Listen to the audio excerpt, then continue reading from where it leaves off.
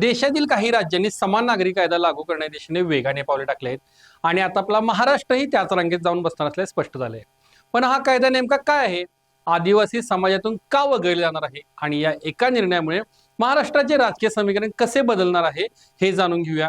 सर्वात आधी समजावून घ्या की सध्या घडामोडी काय आहेत. विधानसभेच्या पावसाळी अधिवेशनात नुकतेच राज्याचे गृहराज्यमंत्री योगेश कदम यांनी एक अत्यंत महत्त्वाची आणि अधिकृत घोषणा केली. या घोषणेनुसार महाराष्ट्रात समान नागरी कायदा लागू करण्यासाठी राज्य सरकार पूर्णपणे सकारात्मक असून त्या दिशेने पावले उचलली जात आहेत. हा कायदा लागू करण्यासाठी राज्य सरकार एका उच्च न्यायालयाच्या निवृत्त न्यायमूर्तीच्या अध्यक्षतेखाली एक विशेष समिती स्थापन करणार आहे. या समितीकडे कायद्याचा मसुदा म्हणजे ड्राफ्ट तयार करण्याची अत्यंत महत्त्वाची जबाबदारी असेल. ही समिती राज्यातील सर्व कायदे, विविध समाजांच्या प्रथा, परंपरा आणि नागरिकांच्या सूचनांचा अभ्यास करेल. गृह राज्यमंत्री योगेश कदम यांनी स्पष्ट केले आहे की या समितीचा अंतिम अहवाल प्राप्त झाल्यानंतरच राज्यात यूसीसी म्हणजेच युनिफॉर्म सिव्हिल कोड लागू करण्याची पुढील कायदेशीर प्रक्रिया सुरू केली जाईल. समान नागरी कायदा म्हणजे नेमकं काय? भारतीय संविधानाच्या मार्गदर्शक तत्वांमधील म्हणजेच डायरेक्टिव्ह प्रिन्सिपल्स ऑफ स्टेट पॉलिसीच्या कलम 44 मध्ये समान नागरी कायद्यांचा उल्लेख आहे. थोडक्यात सांगायचं तर देशातील किंवा राज्यातील सर्व नागरिकांसाठी विवाह, घटस्फोट, वारसा हक्क आणि दत्तक विधान यांसारख्या वैयक्तिक बाबींसाठी एकच समान कायदा असणे म्हणजे समान नागरी कायदा. सध्या भारतात गुन्हेगारी कायदे सर्वांसाठी समान आहेत, पण वैयक्तिक कायदे हे धर्म आणि पंथानुसार वेगवेगळे आहेत. उदाहरणार्थ हिंदू विवाह कायदा, मुस्लिम पर्सनल लॉ इत्यादी. यूसीसी म्हणजे युनिफॉर्म सिव्हिल कोड लागू झाल्यास धर्म किंवा जात याचा विचार न करता सर्वांना एकाच कायद्याच्या छत्राखाली आणले जाईल, ज्यामुळे कायदेशीर समानता प्रस्थापित होईल. आता वळूया कायद्यातील सर्वात संवेदनशील आणि कळीच्या मुद्द्याकडे, तो म्हणजे आदिवासी समाजाचा समावेश नसणे. समान नागरी कायदा लागू करत असताना देशातील आणि राज्यातील आदिवासी समाजाला या कायद्याच्या कक्षेतून पूर्णपणे वगळले जाणार आहे. केंद्रीय गृहमंत्री अमित शहा यांनी यापूर्वीच राष्ट्रीय पातळीवर हे स्पष्ट केले आहे की समान नागरी कायद्याचा कोणताही परिणाम आदिवासींच्या रूढी, परंपरा आणि त्यांच्या घटनात्मक अधिकारांवर होणार नाही.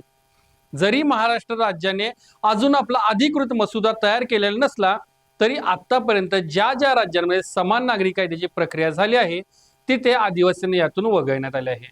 यामुळे महाराष्ट्रातही आदिवासी बांधवांचा या कायद्याच्या कक्षेत समावेश केला जाणार नाही हे निश्चित मानले जात आहे. राजकीय आणि प्रशासकीय दृष्टीतून हा निर्णय अत्यंत रणनीतिक आहे. महाराष्ट्रात पालघर, नंदुरबार, गडचिरोली, धुळे, नाशिक आणि इतर अनेक जिल्ह्यांमध्ये आदिवासी समाजाची मोठी लोकसंख्या आहे. आदिवासी समाजाच्या स्वतःच्या काही पारंपरिक प्रथा आणि विवाह पद्धती आहेत, ज्यांना संविधानाच्या 5व्या आणि 6व्या अनुसूचीनुसार संरक्षण दिले गेले आहे. जर युनिफॉर्म सिव्हिल कोड आदिवासींवर सरसकट लादला गेला असता तर आदिवासी पट्ट्यात मोठा सामाजिक आणि राजकीय उद्रेक होण्याची शक्यता होती. आदिवासी समाजाला यातून वगळून सरकारने एक मोठा प्रशासकीय अडथळा दूर केला आहे. समान नागरी कायद्याच्या निर्णयाचे महाराष्ट्राच्या राजकारणावरील काय परिणाम होतील हे पाहूया. सगळ्यात आधी तर वैचारिक अजेंडा आणि ध्रुवीकरण. समान नागरी कायदा हा सत्ताधारी पक्षाचा नेहमीच एक प्रमुख आणि जाहीर अजेंडा राहिला आहे. कलम 370 हटवणे आणि राम मंदिराच्या उभारणीनंतर आता समान नागरी कायदा हा एक मोठा राजकीय नरेटिव्ह सेट करण्यासाठी वापरला जात आहे. आगामी निवडणुकीच्या पार्श्वभूमीवर हा मुद्दा अत्यंत कळीचा ठरणार असून याद्वारे मतदारांचे वैचारिक ध्रुवीकरण करण्याचा प्रयत्न होईल असे राजकीय विश्लेषकांचे मत आहे. दुसरा मुद्दा आहे महिला मतदारांवर विशेष लक्ष. या कायद्यामुळे बहुपत्नीत्व आणि तोंडी तलाक यांसारख्या प्रथांवर कायदेशीर निर्बंध येतील. तसेच संपत्तीमध्ये महिलांना समान अधिकार मिळतील. याद्वारे राज्य सरकार महिला सक्षमीकरण आणि समान न्याय हा संदेश देऊन राज्यातील सर्व धर्मातील महिला मतदारांना आकर्षित करण्याचा प्रयत्न करत आहेत. अलीकडच्या काळात महिला वोट बँक हा राजकारणातील सर्वात निर्णायक फॅक्टर ठरत आहे. तिसरा मुद्दा आहे तो म्हणजे विरोधी पक्षांची राजकीय कोंडी. समान नागरी कायद्याच्या मुद्द्यावर विरोधी पक्षांची मोठी राजकीय कोंडी होते. याचे कारण म्हणजे जर त्यांनी यूसीसीला थेट विरोध केला तर त्यांच्यावर एका विशिष्ट समाजाचे लांगुल चालन करत असल्याचा आणि महिला अधिकारांच्या विरोधात असल्याचा ठपका ठेवला जाऊ शकतो. आणि जर त्यांनी या कायद्याला थेट पाठिंबा दिला तर त्यांची पारंपरिक वोट बँक दुखावण्याची दाट शक्यता असते. त्यामुळेच विरोधक सध्या कायद्याला थेट विरोध न करता संविधान धोक्यात आहे, वेळेची निवड चुकीची आहे किंवा कायद्याच्या मसुद्यातील त्रुटी अशा तांत्रिक मुद्द्यावर आक्षेप घेताना दिसतात. चौथा आणि सर्वात महत्त्वाचा मुद्दा म्हणजे अंमलबजावणीतील आव्हाने. उत्तराखंड किंवा गोवा या राज्यांच्या तुलनेत महाराष्ट्र हे लोकसंख्या, संस्कृती आणि भौगोलिक दृष्ट्या अत्यंत विशाल आणि वैविध्यपूर्ण राज्य आहे. त्यामुळे इथे समान नागरी कायद्याची अंमलबजावणी करणे हे सोपे आव्हान नसेल. निवृत्त न्यायमूर्तींच्या समितीला असा मसुदा तयार करावा लागेल जो उच्च न्यायालय किंवा सर्वोच्च न्यायालयाच्या कायदेशीर कसोटीवर टिकेल आणि ज्याला व्यापक सामाजिक मान्यता असेल.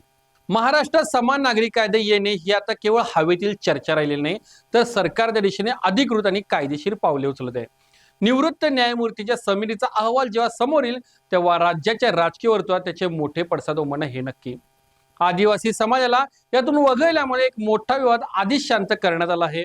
आता लक्ष यावर असेल की जेव्हा हा मसुदा प्रत्यक्ष विधानसभेत चर्चेसाठी येईल तेव्हा त्याचे कायदेशीर स्वरूप कसे असेल. तुम्हाला या सर्व प्रक्रियेबद्दल काय वाटतं? धर्म, जात बाजूला ठेवून सर्वांसाठी एकच कायदा असणे ही काळाची गरज आहे का, की यामुळे आपल्या विविधतेला तडा जाईल? तुमचं स्पष्ट मत आणि प्रतिक्रिया खाली कमेंट बॉक्स मध्ये नक्की सांगा. व्हिडिओ आवडला असेल तर लाईक करा आणि जास्तीत जास्त शेअर करा. भेटूया पुढच्या व्हिडिओमध्ये लवकरच. धन्यवाद. In 1981, in the heart of Ichilkaranji, Maharashtra, a sweet vision was born. A vision to create ice cream made with purity, honesty, and unmatched taste. At Old Mumbai Ice Cream, every scoop is crafted using pure milk, fresh fruits, and premium dry fruits. No preservatives, no stabilizers, no chemicals, just pure ingredients, and over 40 years of trusted tradition. From a humble beginning in Ichilkaranji, today we proudly serve through 70 plus outlets across India, 8 outlets in Dubai, UAE, and 1 outlet in Qatar. And this is only the beginning as we move forward to expand into multiple countries worldwide. Old Mumbai Ice Cream. Since 1981, a legacy of purity, taste, and trust.